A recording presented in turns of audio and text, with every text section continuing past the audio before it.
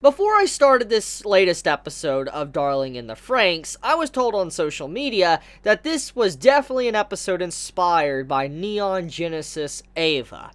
And so I went into the episode not really knowing what to expect, but I knew that I should probably look for a lot of symbolism and some similarities, and oh my god, okay, so I know I'm probably not the only one to mention these things, because since it was already mentioned to me on social media, so I highly doubt I'm the first one to say what I'm about to say, but yeah, there's quite a bit of Neon Genesis Eva similarities with this show, and to the whole scene to when the Frank wouldn't move and you saw like the trolls being pushed and all that, to the wings popping out, very similar to the cross from, the angels in Neon Genesis, to the entire scene with trying to ride the mech and push the mech by herself and all that without any help. Even the cores to the Klaxosaurs and all that that's inside of them are very similar to the cores that were inside of the angels,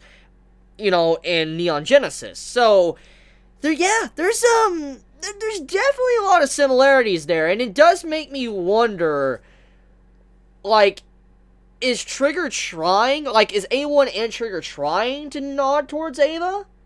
Or is this just, a coincidence? I'm very curious about that. I mean, I know Eva has inspired a lot of shows and manga and all of that in, history. But, I mean, I'm kind of curious now. What if there is some similarities, if they are going for similarities between Eva and this, what if the FranXX, in fact, were Klaxosaurs? I could definitely see that being a thing, because think about it, what we saw in this episode, okay? Let's think about what we saw. We saw this big cube-like Klaxosaur that just, looked very different, nobody's ever seen before. It's apparently something they've never even seen. And then it transformed into this, Gutenberg or whatever, how you pronounce it. It transformed into this big creature, and they're like, whoa, this is bad. And you see how it has a core and stuff. It has a core deep within its body, and they have to, take that out to be able to kill it. If they don't take the core out, it will continue to come back, stand back up, which is very similar to how the angels are in Neon Genesis. And when I start thinking about it, I'm like, is it possible? What if, in some ways, all of the Klaxosaurs at one point in time were, our main characters? Okay, this is a crackpot theory. I'm just going to be honest. What I'm going to say here is a crackpot theory. I don't think it might be true, but I just still want to state a theory that I came up with, okay? So, like I said, it's probably wrong. So, take this with a grain of salt. Don't think that it's going to happen. I just want to discuss it. So, I was thinking, since we don't really know what, world this is being placed at, or this series is taking place on, we don't know if it's really on Earth or another planet, Mars, whatever. We really don't know. We don't really have much knowledge on that. We do know that the more and more we see of this, it seems more like a post-apocalyptic world. The more we see of the environment and all of that, it just looks like something like that. But what if the Klaxosaurs, these mysterious creatures and all that, they look very robotic or whatever, what if their cores were actually, at one point in time, regular people? Okay, let me back up and explain in better detail. As we know, to ride these FranXX and all that, for characters like Hiro, Ichigo, and all of them to ride these FranXX, they have to get inside and pilot it. And so, in a way, when you look at the machine, you can kind of say they're the core of the machine. I think you know where I'm going with now that I said that. You have our characters that are the core of their FranXX, and what if all of these Klaxosaurs that we see, what if at one point in time they were like Hiro and Ichigo and all of them, and they turned into that? Get my point? So, that's what I'm saying. What if? And maybe the reason why 02 is so special and rare is because maybe she's a core that managed to keep her sentience or something? I don't know. Maybe she was able to separate. Like I said, it's a crackpot theory, but I'm starting to think that something is definitely off with these Klaxosaurs and the FranXX now after seeing all of the Neon Genesis, similarities. Can we just talk about how Ichigo is such an amazing character? She is, I honestly, I prefer 02, yes, but I can't put Ichigo down. I mean, she definitely has the qualities of best girl status for what she did. We see a quick convo between her and Hiro at the beginning of the episode, before everything went down, before they actually deployed and got into their FranXX and stuff and started having to fight. We see Ichigo confront Hiro. And this, her confronting him, this convo, it was kind of like she was wanting to confess her feelings. The entire emotion in my thoughts on that scene was that she was going to confess to the man. She was going to confess that she was in love with him, and she was also going to say, do not ride with 02 because you will most likely die. It seemed like that's what that scene was going for, what she was going to do. But as the scene carried on, even though that's what she wanted to say, she didn't say it. And typically in these type of scenes in anime and manga, usually you have it to where, like, let's say rom-com, the main male character is talking to one of the main female characters and all that, and she's like telling everything, and she's about to confess to the man, and then another girl pops up, walks up right beside him, and she looks at her, and she's like, it's nothing and all that, just like, don't worry about it, it's nothing important, and then they carry on with their business, and that's like shelf for another time, another day for the story. And with Ichigo saying what she said, like, she looked at 02, she didn't stop talking, and when she continued with their combo, and was like, it's, I look at you like, a brother and all that, and so she brother zoned Hiro, which I feel bad for. I mean, she kind of zoned her own self out from getting in a relationship with him, but at the same time, she cares more about being a team leader and caring about everybody than her own personal feelings, which is why I like her character so much, because it gave us some insight to her and how she really stands out. She is someone that puts everyone else before herself. She puts everybody's feelings before her own feelings. For instance, wanting to be with Hiro, wanting Hiro to not go with 02. She never tried to stop. Like, she wanted to, but she didn't stop Hiro from getting in the mech, even though it was most likely going to end his life. She didn't say that because she cared about his feelings and him wanting to be able to ride with her, ride with 02, because he was finally happy. He felt like he was useful and not someone that was just pointless and, someone that was dead weight. And so when you see how Hiro was, and then you see how Ichigo looks at him, you're like, this makes so much more sense now. Ichigo, she cares, but like I said, she pushes aside her own feelings for the sake of others, which I admire that.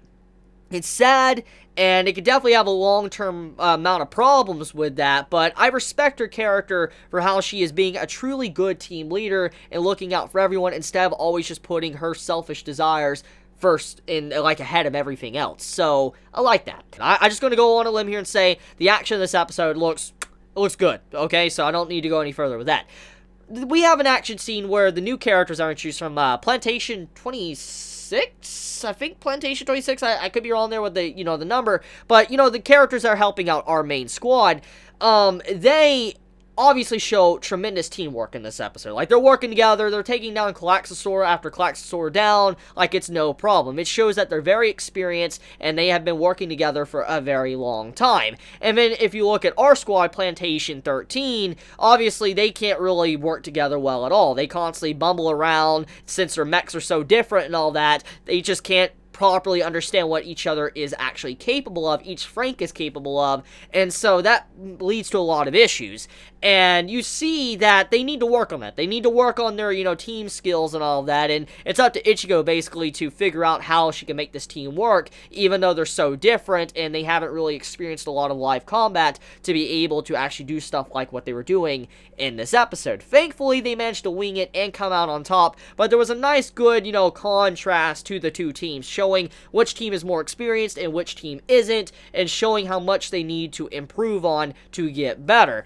Now, speaking of riding mechs and stuff, let's talk about Hiro's situation. So, as we all know, Hiro, he basically got STDs. Like, he got an STD from 02, okay? That was the analogy. I've talked about this already, so I'm not going to get back into that. But he pretty much got an STD, and you have it to where, as we know, it's getting worse and worse, and the pain's really bad. He gets back in the FranXX with 02, and obviously, since this is, the third time, this means it's the last time, according to what we have heard. That would mean that this time, it would definitely kill him. It's over. Now, his reaction, the response to his body, obviously, was completely different compared to everyone else that's rode with 02, but even then, though, this, bluish-looking tumor that was growing on his body was very bad, and obviously, just he was probably going to die.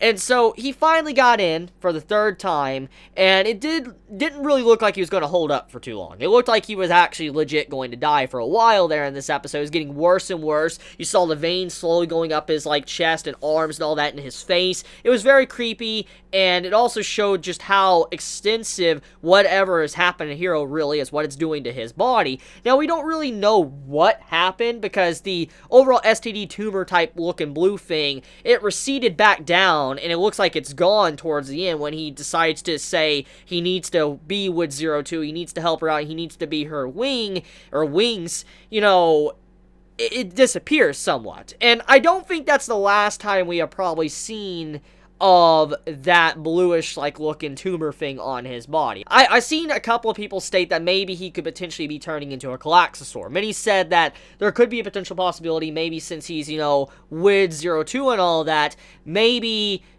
how she's very different from a normal person, maybe he's turning into a monster as well. And if he was able to survive these changes, then he would be able to adapt and evolve into something completely different, which that most likely is what's happening right now. For instance, for him to be able to make it through and work through the pain and all that and survive and, you know, get 02 back to her senses, actually hug her and all that. Love that scene, by the way.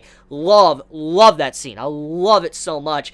But when, you know, he grabs her, he brings her back to her senses and stuff, and he basically gets to actually work the mech again, for instance, the Frank, and take down the Galaxosaur, it looks like he might have evolved in some way. Like, he might have, you know, transcended what he once was, and now he could actually perfectly ride with 02 without any repercussions, because his body has acclimated to whatever is going on. So that's my personal thoughts on that entire scene.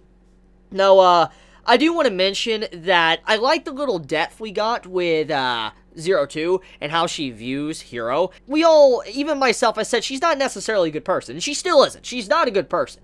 But we also see a different side to her, which shows that she does, in a way, care somewhat about her partners. She puts on these airs. She puts on this persona to where it looks like she doesn't care too much about the person she partners with, is because she's so used to losing her partner. And we get to see that when Hiro's, like, in his life or death, you know, situation where he's about to die or whatever, he sees 02, we see that, like, she has always been alone, and she wants to be useful, she wants to be able to ride with someone, and so she was like she was very similar to Hiro. She felt the exact same way as Hiro, but she had a different circumstance. It's just, she was too good, and nobody was good enough. And Hiro, you know, he always felt like he was just, you know, not good enough for anyone either, because he was just so bad. And so, with these two finally being compatible, it's like they were meant for each other. And she has very similar feelings to how Hiro felt, and that scene shows that she did care. She does care about Hiro. She just didn't want to show it because the pain of losing someone just made her feel even worse,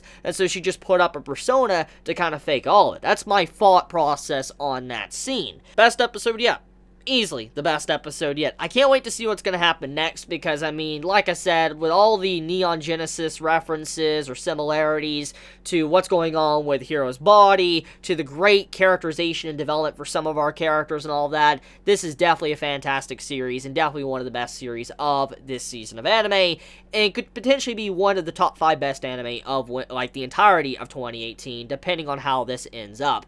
But I want to end this video here. Let me know your thoughts in the comments below. If you enjoy my content, please subscribe. If you like this video, please leave a like. And I love you guys. Please be safe. Chibi out.